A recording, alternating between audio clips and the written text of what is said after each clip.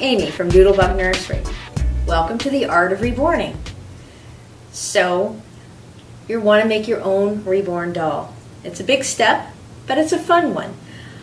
I just would like to take a few moments and show you all the things that I use. I get a lot of questions. What should I buy? What should I do? So, just give you a little bit of a look into how I do things so that you can make your very own little wee one. So you can snuggle with and perhaps even begin your own business and start selling them. So the first thing that you want to do when making your reborn is obviously to pick out a kit. I love Bountiful Baby. You can look them up at bountifulbaby.com. They have a lot of different kits. Maybe even starting with a preemie size because they're less expensive. Whatever works for you. Whatever kit you do choose, you want to make sure that you have an attachment to it. The more that you like the kit, the more that you're going to be likely to want to work on it and do a good job. So, along with the kit, which only comes with the limbs and the head, you want to make sure that you get the body that goes with that. And if you want to get the plugs and perhaps even the neck ring, which helps the head to move a little bit more easily, you can do that. All of those are optional. If your doll needs eyes, if it's an open-eyed baby, you want to go ahead and get the eyes that go with that. And when you're purchasing the kit, all of that information will be there. If you have a sleeping-eyed baby like this one, you would not need to get any eyes with that. So once you fix or purchase your kit or find out what kit you want to get, you also, maybe even at that same time, want to pick out some test parts. What I suggest is going through the whole painting process on your test parts. You're going to get used to using your brushes, mixing the paints, baking. It's a scary thing putting the parts into the oven and bake them.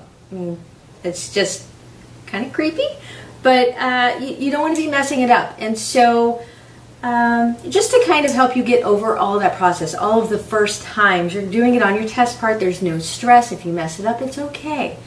Also, get your mindset so that even though you've gone through your test parts, that when you go through your first full kit, just know it's probably not going to be able to be sold. It's probably going to be something that we refer to as a boo-boo baby. Most everyone hangs on to their first doll because nobody else would want it. It's only something a mother would love, and we all do love our first ones. So don't stress over the process or over the end result. Just use it as a learning tool to get to your next baby. Some artists have gotten into 2 or 3 layers and they don't like how it looks, and so they strip it, they put on another couple of layers and they strip it, and they just get in that process because they're so stressed out. Well, it's like when you're creating something, a recipe. You get the ingredients together and you try one ingredient, maybe a mouthful of sugar, and it's way too sweet. Well, of course it's going to be too sweet, because it's got to mix in with all of the other ingredients to be perfect. So just like with the layers, it's not going to look like a perfect baby until that final layer gets put on. So just learn to trust the process. Whatever tutorial you decide to go with, just stick with it and trust it. So you've got your test parts.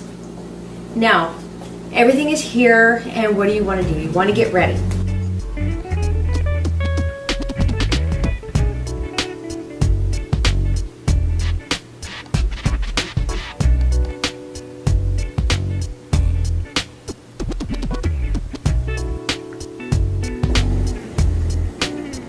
Okay, so you've got your part and you're ready to get started. So the first thing you want to do is prep it.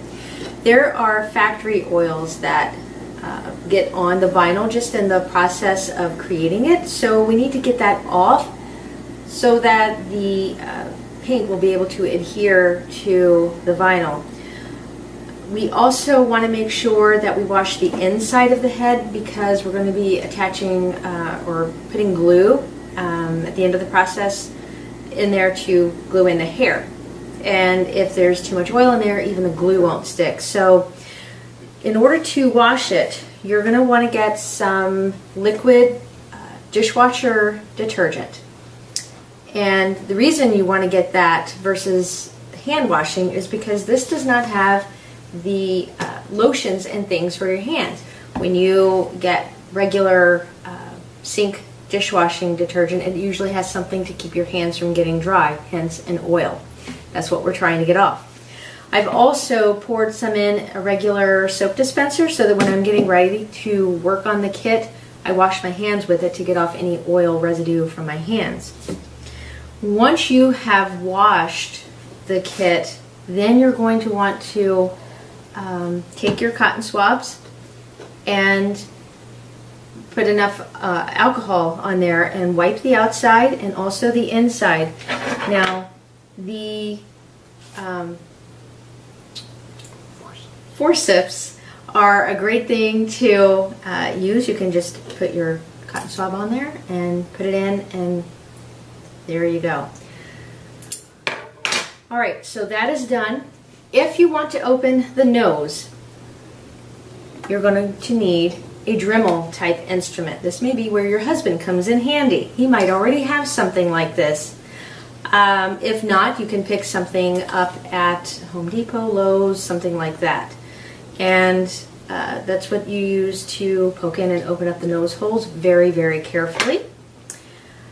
And so that is it for this. You wouldn't be doing it at this point. However, if you choose to open up the nose, you need to have some purple, dark purple felt so that you can back the nose later, because we don't want it left open for the stuffing to come out of. And for the bodies, some of them come with string ties, some of them already come with these nice thin zip ties. I like to buy the string tie bodies because they're a little less expensive, and then put my own zip ties in. So anyway, you just need to have those handy one way or the other. And that is it on this. For the drying racks, you can use almost anything that will stand the bodies up. I found that the bottle drying racks work really well. There's the round carousel type.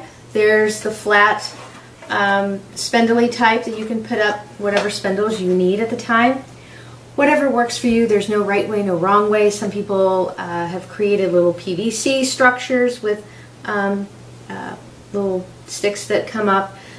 Some husbands have made little wooden things with dowels sticking up. So whatever works for you. But I would suggest, if you're not the crafty minded or you don't want to put in that much time into it, $7 to $12, and you can pick up your own bottle dryer, or check out even a baby consignment store.